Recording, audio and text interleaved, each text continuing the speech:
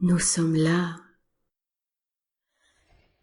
Nous sommes là, nous sommes là, nous sommes là. Les murmures l'entouraient. Il n'était pas apaisant alors qu'elle se retournait de gauche à droite dans son lit. Elle savait que c'était une vieille maison, et que les vieilles maisons racontent généralement d'incroyables histoires. C'étaient les mots qui lui étaient chuchotés dans ses rêves, chuchotés durant la journée, et qui semblaient douloureux. « Qui est là ?» demanda-t-elle s'asseyant dans son lit. La chambre était sombre, il n'y avait pas de lumière dans la rue. Aucun voisin chez qui se rendre. Les voix cessèrent, rien d'autre que le silence. « Je vous ai entendu. Que faites-vous ici? Qui êtes-vous ?» demanda-t-elle encore, prête à descendre du lit. Son vase sur l'étagère vola au travers de la pièce, éclatant contre le mur. « Que me voulez-vous » s'exclama-t-elle, son cœur battant dans sa poitrine. Personne ne l'avait mise en garde quant à ses voix. Les cris des souvenirs du passé, elle en était sûre. « Va-t'en de cette maison tant que tu le peux encore. » Entendirent ses oreilles. C'était une voix d'homme, un avertissement, menaçant certes, cependant un simple avertissement.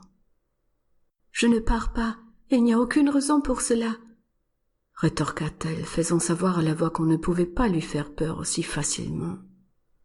Les épées sur les murs tremblaient, des épées qui étaient là avant son arrivée dans la maison.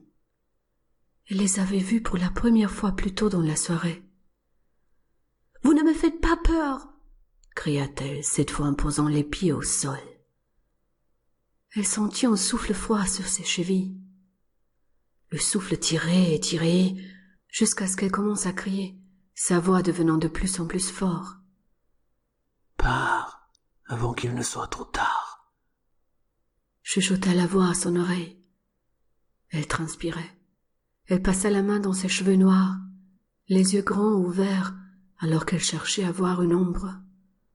Le tiraillement cessa, et elle courut hors de la chambre, claquant la porte derrière elle. Elle courut dans la salle de bain et alluma la lumière. Quand elle regarda dans le miroir, elle vit une fille debout dans la baignoire. « Nous sommes là !» murmurait la fille. Ses cheveux noirs et broussailleux pendaient sur le devant de son visage. Ses yeux noirs la regardaient par en dessous. Elle courut hors de la salle de bain. Qu'était-il arrivé dans cette maison? Qui tentait de la faire fuir? Elle descendit les escaliers 4 à 4, manquant presque une marche. « S'il vous plaît, laissez-moi tranquille !» cria-t-elle, tirant sur la poignée. Elle essaya de la tourner et retourner, mais elle ne voulait pas ouvrir. Pourquoi la porte ne s'ouvre-t-elle pas? Elle entendit les murmures derrière elle. « Nous sommes là, nous sommes là. » Ces mots répétés comme une chanson encore et encore. « Laissez-moi sortir !» s'égocia-t-elle, ses paumes recouvertes de sueur alors qu'elle essayait d'ouvrir la porte. « Il est trop tard. Nous sommes là et toi aussi. » Les chuchotements l'entouraient, se rapprochant sans cesse. C'est à ce moment que cela lui revint. Elle avait entendu parler de cette maison, avant de voir qu'elle avait été mise en vente. La maison était ce qui les avait piégés. Les esprits présents dans la maison étaient prisonniers, et il n'y avait nulle part où aller.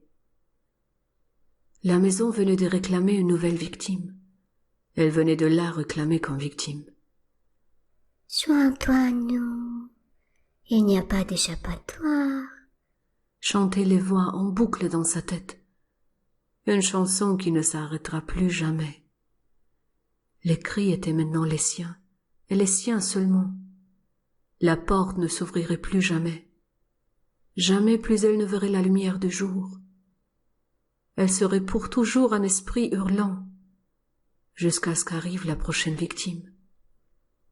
Elle essaierait d'avertir les prochaines victimes, mais tout comme elle, ils penseraient que c'était de la folie. Ils ne tiendraient pas compte de l'avertissement. et il serait toujours trop tard, même si elle faisait de son mieux pour les avertir. Il serait toujours trop tard pour partir. Fin.